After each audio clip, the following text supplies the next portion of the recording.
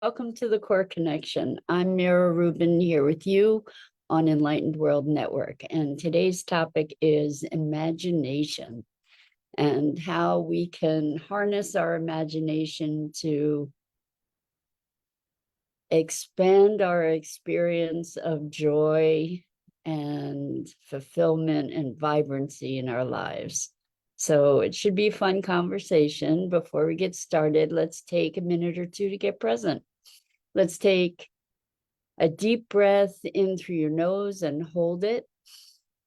And imagine clean, crisp oxygen flooding your lungs, flowing into your bloodstream, nourishing all your cells, all your organs, bringing vital life energy to your body and being. And as you exhale, exhale any tension, stress, negativity, fatigue.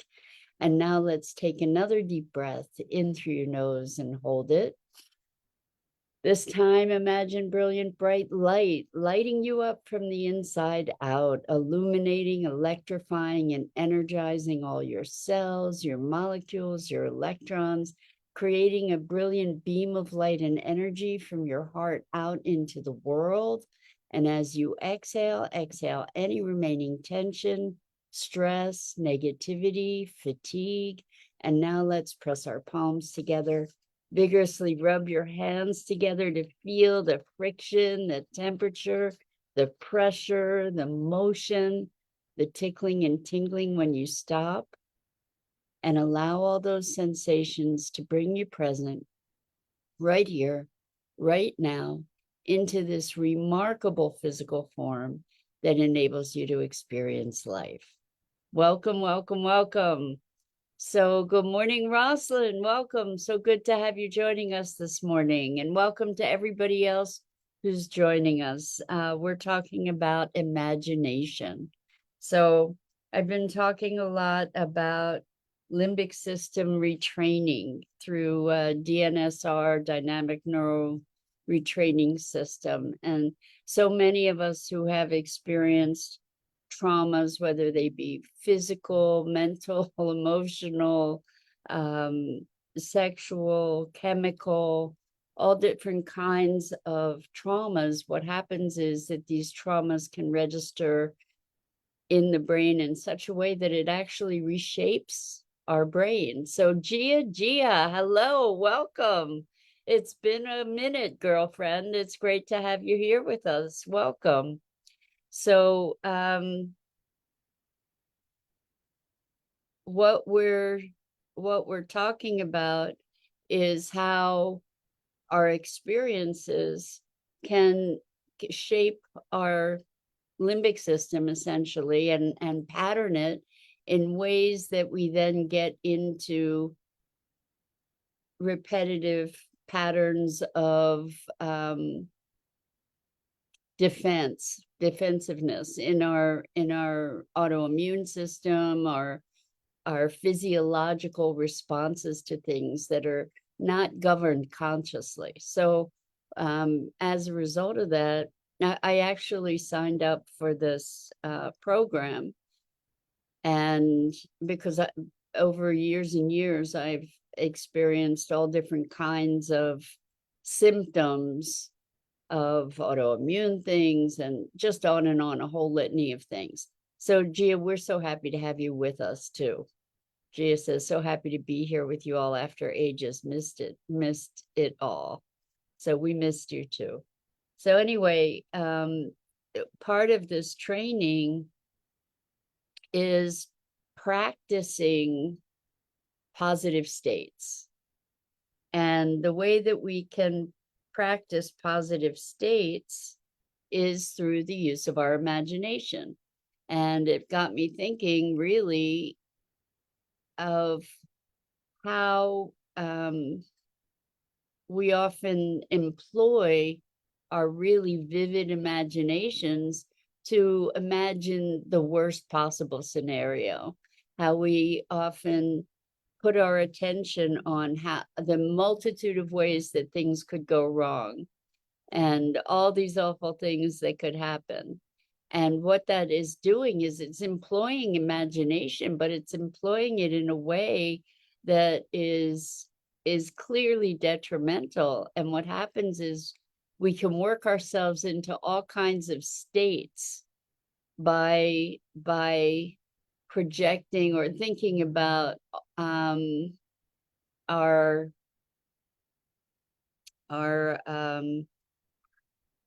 negative projections, right? A lot of us spend a lot of time worrying over things that haven't happened, but we're using our imagination to get us into a state of not so positive arousal, essentially, like where we're activating all this chemistry in our bodies and all kinds of physiology over something that isn't happening.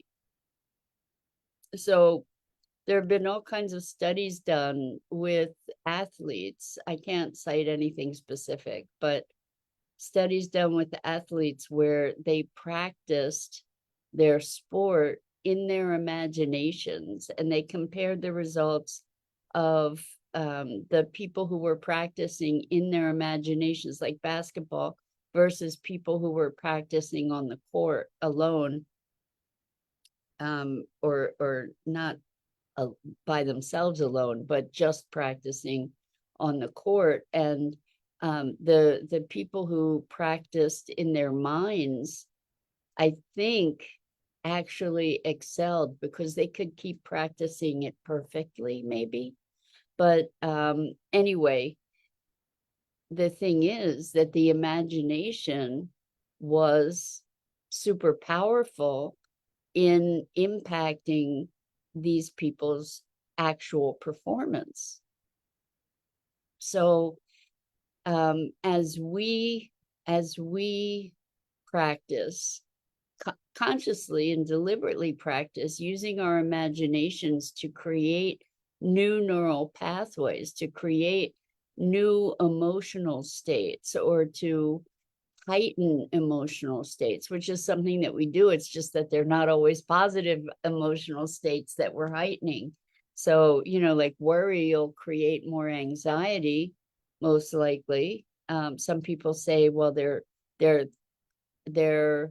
planning for the worst and hoping for the best. But the thing is, as you're planning for the worst, if you're attaching all kinds of emotion to it, you're creating a pattern there. And that pattern becomes sort of magnetic in our experience, because it creates a filter through which we interpret and respond to what's happening. So I'm trying to think, there was another video that, oh, this was wonderful. This was really, really interesting. It's not so much about imagination, but it is about how patterned we can become. It was a guy talking about neuroplasticity, essentially, but riding a bike, and how we say that, once you've learned how to ride a bike, even if you haven't ridden a bike in years, you can get it back and just ride a bike. So and I will be a testament to that. I hadn't ridden a bike in years, and I was able to get back on a bike and ride it. But anyway, he manufactured or manipulated this bike so that it was different than the bikes that we normally ride. Normally, when we turn the handle bars to the right, the wheel turns to the right and the bike goes to the right. And what he did was he re-engineered the bike so that when you turn the handlebars to the right, the wheel goes to the left. And when you turn the handlebars to the left, the wheel goes to the right. And it was wild. I think he's done TED Talks with this, and I don't know the guy's name, but demonstrating that we just can't do it. He was able to do it. It took him 8 months. It took him 8 months of practice to be able to ride the bike backwards, essentially. And then he went to try to ride a regular bike, and it took him 20 minutes before his brain kicked in to recognize the pathway that had been there before for how to turn right and go right, kind of thing.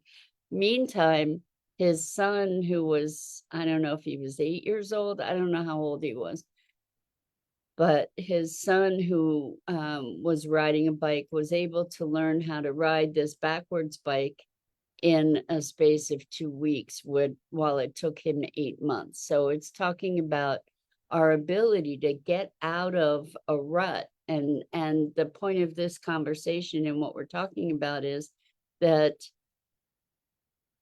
he said at the end, we're always experiencing life through a filter, whether we recognize it or not.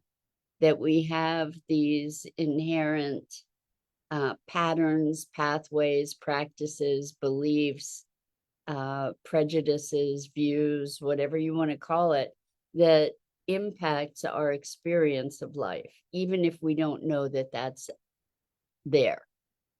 And so one of the ways that we get to retrain ourselves is through vivid imagination, because the brain doesn't distinguish between something that's real and something that's vividly imagined.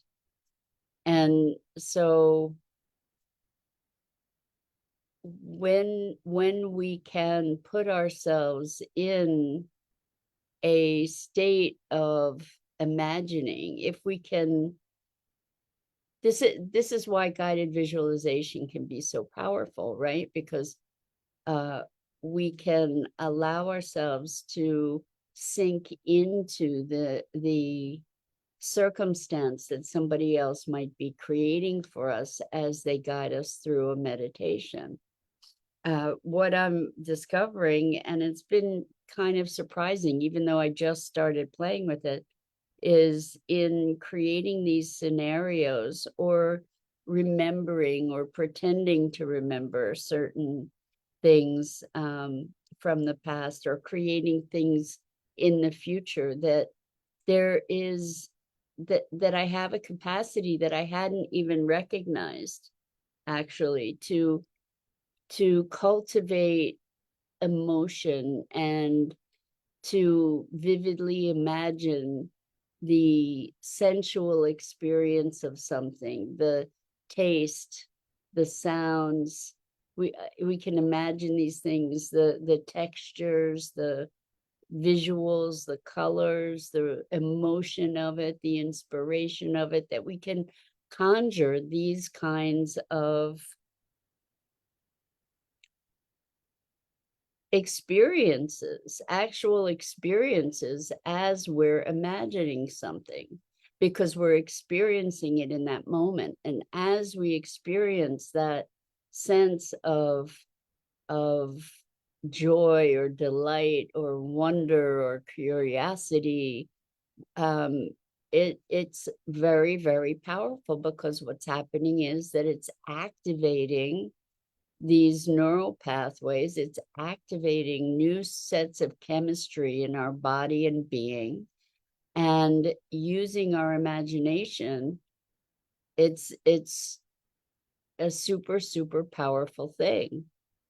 So it's interesting to me that I am a very visual person, but when people say visualize something, I don't see the thing. I know the thing, but I rarely see the thing. I have a sense of it. Like I could describe it. Like I could think of a black stallion running across the sand, but I don't have a vivid visual of it. I have a sense of it, like I have a knowingness of it. And I can talk about how the sun might be reflecting off the shininess of its coat. And I can imagine, I was going to say I can see, but I can imagine its nostrils flaring and its tail whipping in the wind. And I can imagine how its ears are pulled back. And so I'm imagining these things, but it's not like I have a vivid image of it. And I understand that there are some people, we think imagination. So I can talk myself into the richness of these experiences, but I don't necessarily feel immersed in the visuals. I can describe nuances of the visual, but it's not that it's here, like I can touch it. Whereas I know other people who have these incredibly rich visuals that are so detailed, like they just see it. They see it. I have to describe it, which is really, really interesting. Like I can bring myself there with words, but like I said, it's not something that I usually see. Every now and then I see something, but that's rare. Maybe that's something that we can cultivate too. Um, but and I've heard that there's some kind of condition where certain people have no imagination at all. They're unable to imagine anything, visually, auditorily, kinesthetically, and that's kind of unfathomable to me. It's a fascinating thing. I don't know what it's called, but anyway, the thing that we're really talking about today is how we can consciously deploy this power of imagination to enrich our lives, to enhance our joy, to build our capacities, to build our capabilities, expand our emotional range, expand our experience. Because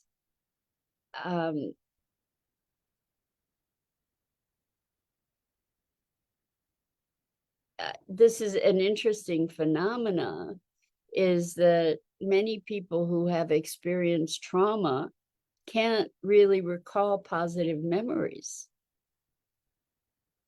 And when I think back on my past, it's initially challenging to find memories that were really positive.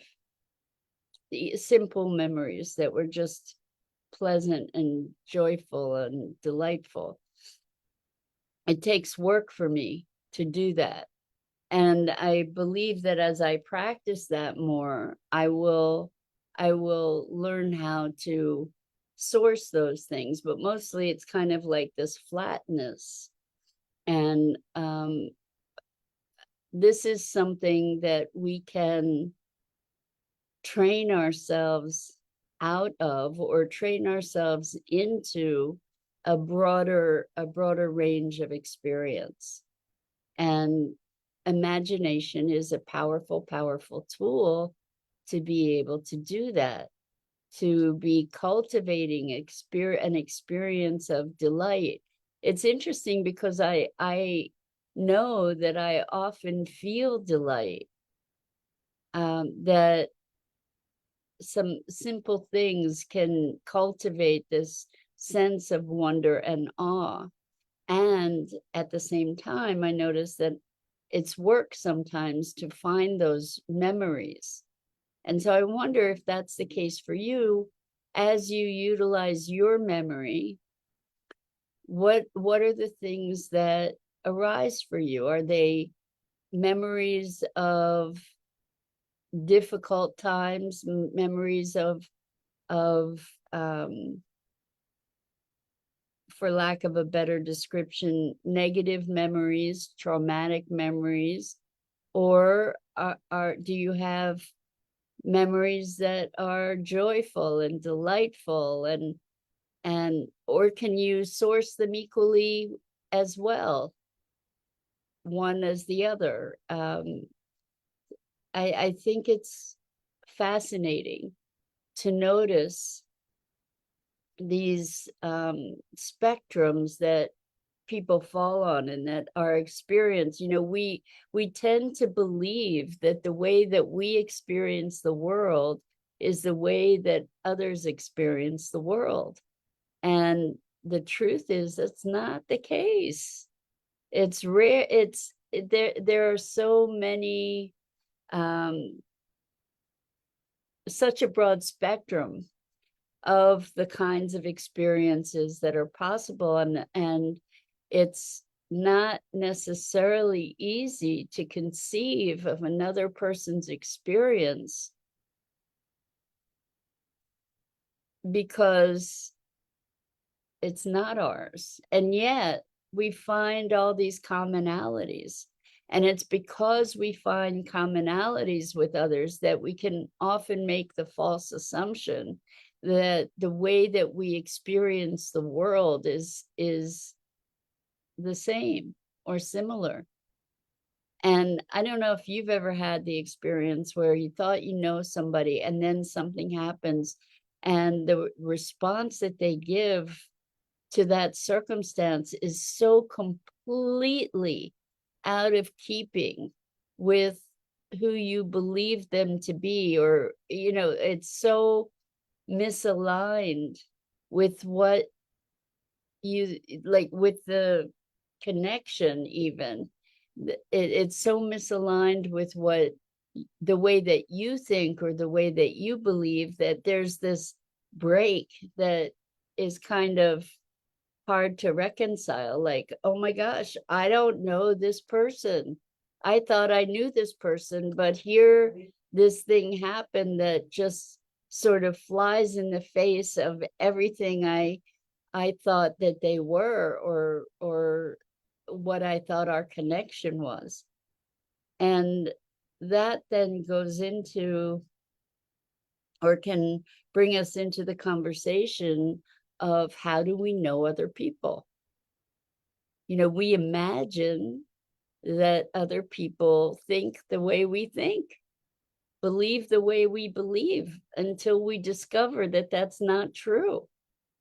And when we discover that that's not true, sometimes the cognitive dissonance of that experience is such that it fractures our relationship, because our relationship was based on a projection, a fabrication about who this other person was. And so, when we can take responsibility for that, when we can step back and be curious about those differences, or that kind of psychic jolt, then we can decide if we can re-evaluate or assess, or maybe even release our attachment to whatever that idea was that we had about who this person was. Take responsibility that that was our projection, and then regroup and reevaluate. So it begs the question of how much of our lives is real and how much of it is how much of them are imagined, right? Like,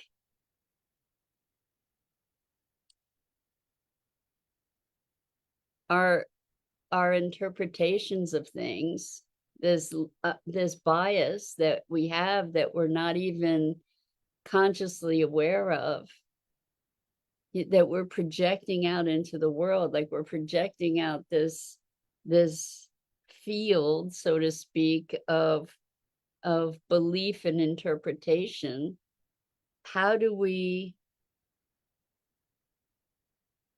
transcend that? Or do we even need to? I don't know if we even need to. I don't know if we can. But to recognize that the things that we think we know may have a big component of imagination and projection as part of them. Not that they may, but that they do. Then maybe we can consciously choose how we would like to be imagining things, rather than imagining the world as a dangerous place, where there are all kinds of monsters lurking around every corner. We could be imagining instead the world as a bounteous and generous place where life is happening for us, where life is happening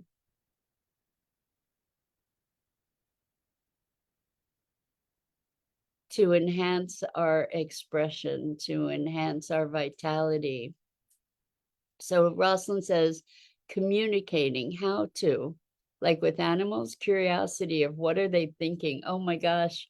Yeah, communicating with, so the thing is that because we speak the same language as each other, lots of times we think that we mean the same things when we say the same words, where in fact it's probably not the case. It might be, but we communicate using words and voice tonality, facial expression, gestures, etc. And with animals, I am endlessly curious about, oh my gosh, what must they be thinking? Sometimes we can tell a little bit, we can tell because there is a commonality of expression. I mean, all over YouTube, there are these videos, for instance, of dogs who have done something wrong, and before you even say, what did you do? Or the dog is like looking like looking very guilty, right? So, like we can surmise a little bit of what this dog is thinking. But again, we're using our imaginations and we're projecting, right, to be understanding what is going on in this animal's world. Same thing with humans, though. I mean, haven't you all seen people do crazy things and just like wonder what in the world were they thinking? Or even about ourselves, what was I thinking? So the upshot of today is that the power of imagination is something that we can harness to really shape our experience in a very much more empowered way. And that's the encouragement here, to consciously and deliberately use our capabilities, use our imaginations to create greater upliftment and self-empowerment, enjoyment, and to improve the quality of our lives. So to be aware of the power of our thinking, of our imagination, of our emotion, to alter not only our experience, but our actual chemistry and our brain chemistry too. So that's it for today. I'm Mira Rubin. This is the Core Connection. I go live here each weekday morning at 9 a.m. Eastern on the Enlightened World Network Facebook page and YouTube channel, as well as my Facebook page, Mira Rubin.